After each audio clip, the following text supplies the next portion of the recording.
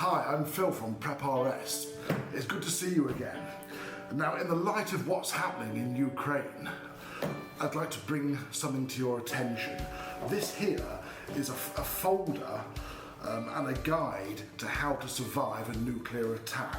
This was produced in the 1970s during the Cold War for communities. Every community, every parish council had this somewhere on a table during those times. Now, unfortunately, we don't seem to have any committees dealing with such problems and no guidance. But I borrowed this off a good friend of mine, and I'd like to talk through it with you. Right, so let's get on, shall we? No. Have you got it? Yeah. This is the book. It's 1970s, which makes it how old? Approaching 50 years old, and it's not seen the light of day for all that time. But if you look, this is what it's called: Civil Protection Community Advisor Training Course Notes. And inside there's a whole wealth of information when faced with a possible nuclear problem. I mean, chemical weapons, biological weapons, nuclear weapons, conventional threats, all covered in this book. I'm going to show you page by page. I'll flip quite quickly, and please put it on pause if there's anything that you're interested in. Here's the introduction. Please remember that on the Prep RS website there's a whole wealth of publications in connection with nuclear attack, a whole wealth of them. Please take a look, and that's on the Prep RS website. This is types of radiation emitted by fallout. Read for yourself, I won't talk it all through. And again, more about the effects of nuclear attack.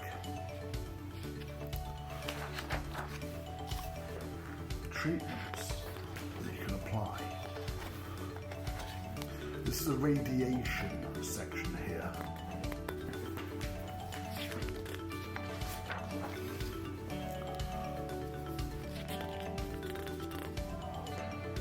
Inner refuges where you might find them within your bunker or your home. You know how to protect them.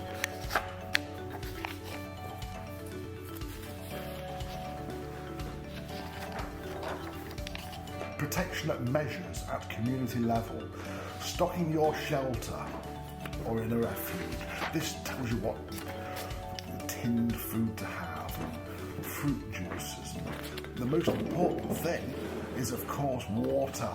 You've got to have lots and lots of water, enough for everybody and for several days. The crucial time period is, of course, 48 hours. After that, radioactivity drops to very little indeed. However, if a second bomb goes off and the wind is blowing in your direction, you may have to stay in your shelter for much longer. Doses of control, taking records of individuals, taking readings.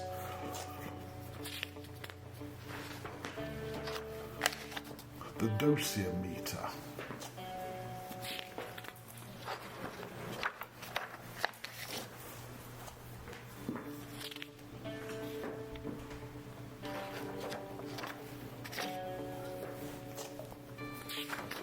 This is all about dosimeter. This could be the same as what I would call a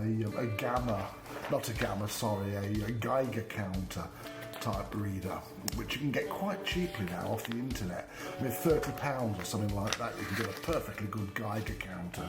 The dosimeter may have been an early version of that, but nowadays with minimum size electronics, you can get a perfectly good handheld Geiger counter.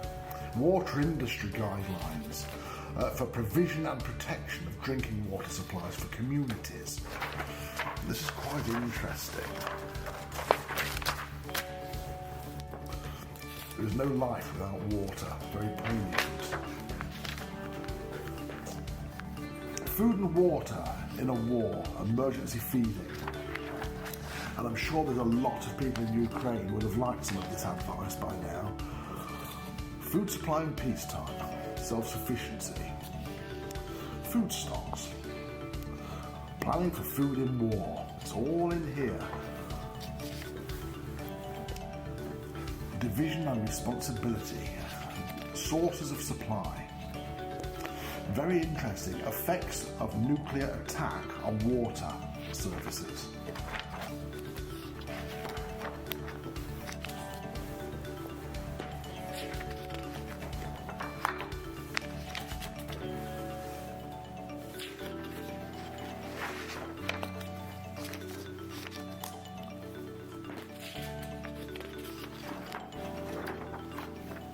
Cooking, field cooker, cleaning, camp kettles, they're all in here. Such a wealth of information. Again, provided by the government in the 1970s. They're not providing much information now. Water treatment, that's a very interesting one. That's a plan of how to structure your water treatment.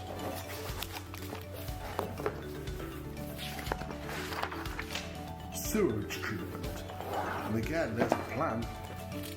Rest centres, rehousing, earmarking premises, using school premises, rest centres. Yeah, I think we've gone really a little bit into the parish council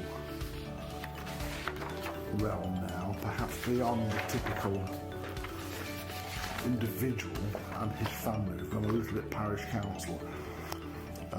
Health and hygiene is a good read. Latrines, washing, showering, everything like that. Water and food again, and that's the hygiene of preparing food, protecting your water against bacteria. Dealing with refuse, very important. You can't believe how important that is. Something that we take for granted for so long. Disposal of the dead, that's always a good read. Following a nuclear attack, normal practices in disposing of the dead might have to be abandoned to avoid a major health hazard to the surviving population. It might be necessary to resort to mass burials or cremation. Local authorities are advised to plan for these measures, but communities should consider this potential responsibility. Burial sites should be chosen to avoid contamination of drinking water.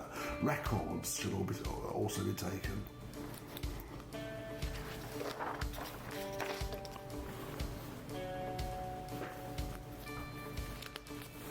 Sterilisation of water, and this goes onto Milton tablets and other tablets and ways of clearing bacteria from your toilets. Latrines, making latrines. And this again is aimed at numerous people, maybe several hundred in a community.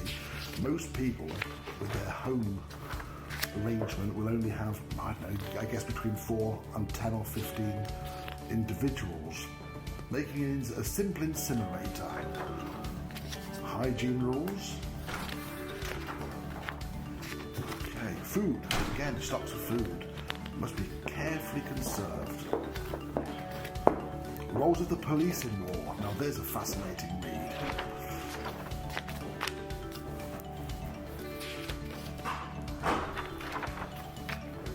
Perhaps this is beyond what is of interest to most people. So civil protection is here, fire and rescue, planning, and we've got more common fuels. A principle of firefighting and rescue, quite an important thing, isn't it? Extinguishing fire, flammable substances, dangers of smoke and fumes, fire spread. So this is all about fire and policing. Causes of fire. I think most people understand a good deal of this already. Fire team, so elect a fire officer for sure, and a health and safety officer that should have well-stocked materials for health and safety. Use rescue teams, should have at least one rescue team. It says here have a saw, a wrecking bar, overalls, hard hat, boots, industrial type footwear, gloves, a 15-foot rope, hand axe and a torch. Plenty of batteries as well. That's all for the rescue teams. Dangerous structures, don'ts, I'll let you read that on your own. Do's and don'ts, that's all good. This is all about water, and when I flipped through it earlier, I'll just let you hover on these or pause as you like and read them. One thing became apparent, that nearly all extraction methods by the local authority rely on electricity, mains electricity, and when that goes down, which it often does during war, then there's no water because you can't pump it anywhere. All water is pumped. And so if there is no electricity, there's no water, and that's one of the biggest risks that we have.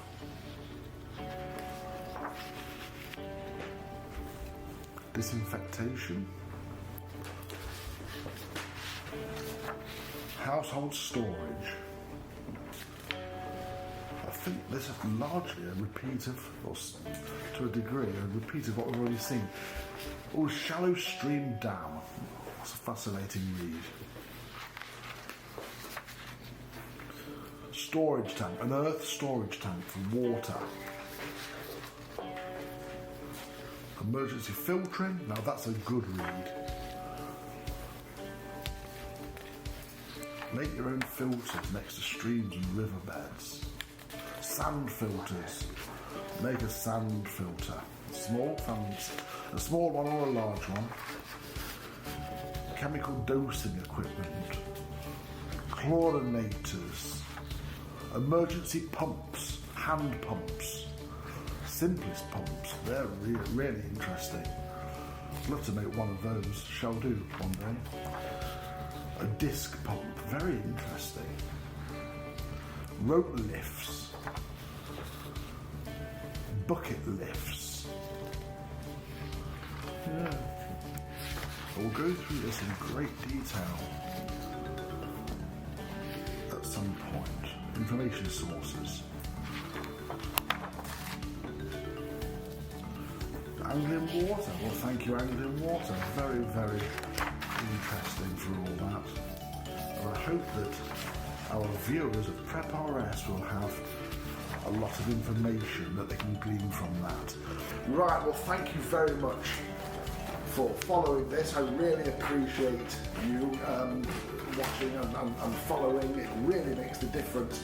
We've got over 1.5 million hits now on our YouTube channels and over 8,000 subscribers. So please subscribe. Please take a look at our website, PrepRS, because there's a wealth of information. This is just part of it, all on biological, chemical, nuclear attacks and risk. A lot of it from the 70s when we were in the Cold War, which I have to say it feels like we are again to some degree. So I'll be off then, and good luck.